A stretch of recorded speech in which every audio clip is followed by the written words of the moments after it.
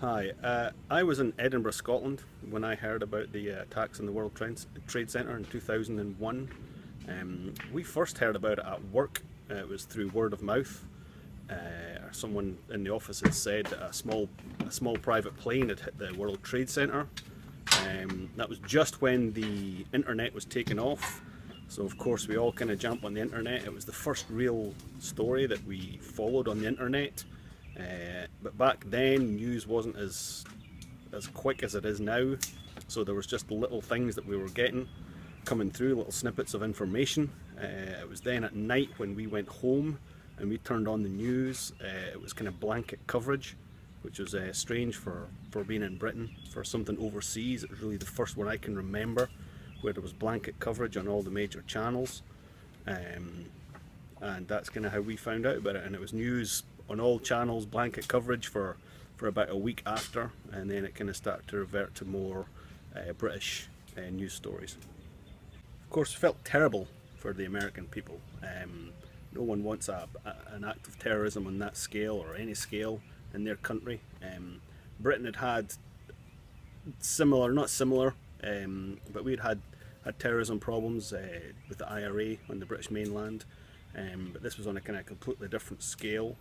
And really what brought it home to us as well was the fact that AECOM, the company I worked for, we actually had offices in the World Trade Center. So it brought it right home to us, and it was actually several days later before we actually got the call that all of the employees from AECOM had made it out safely. America's response to the attacks was justified. Of course, you want to find the perpetrators of that attack, bring them to justice. So I think it was justified. Means and methods of how that was achieved, slightly more dubious. Concerning kind of negative responses to the America's actions after 9/11, I think there was some. Initially, I think every country, particularly Britain, was behind America in finding the perpetrators. But I think that started to change slightly when the news started to kind of filter through that there were more and more civilian casualties. It's very difficult to catch terrorists and target just the individuals responsible. But I think after a while, when those casualties started to mount up, then the pressure started coming from Britain, a close ally of America. That maybe the way they were going about it wasn't what it should be. I think everyone's opinion of the United States, I don't really think that changed. I think everyone had sympathy for the United States, for what happened. It, it sounds terrible, but I think America, being probably the world's only superpower, it does put a rather large target on their back. They're also kind of seen as being the policeman of the world. So I think that also puts a target on their back. But you can't, just because of that, there's no justification for what happened to them.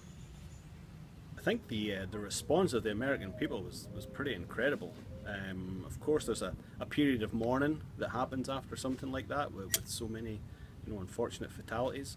But I think the American kind of spirit came through of we won't let this get down. These people did not die, and everyone's worldview changed after the attacks in 9/11.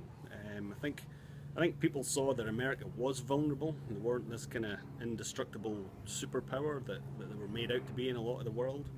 And I think for good or bad, and potentially more for bad, it gave people a far more experience of the Middle East, of kind of Afghanistan, of their culture, of the way that they lived, what their beliefs were.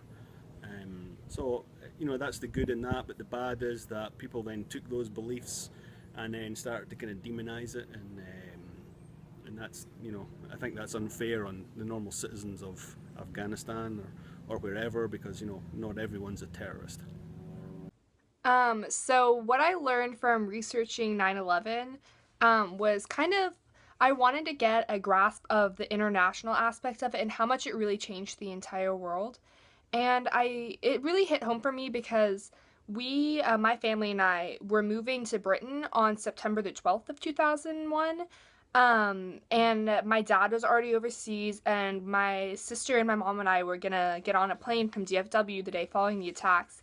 And obviously that didn't happen because all planes were grounded for a while, for like a week or so after that. And we were on the first international flight out of DFW, and even like though I was 3 years old, I can distinctly remember it being like so scary. Like I remember being in the airport and it just being completely silent. And I asked my mom, I said, "Are there any bad people here? Why is no one talking?" And I remember her trying to explain to me like what had happened and things like that. And it just really hit home considering how much like my family and I we travel.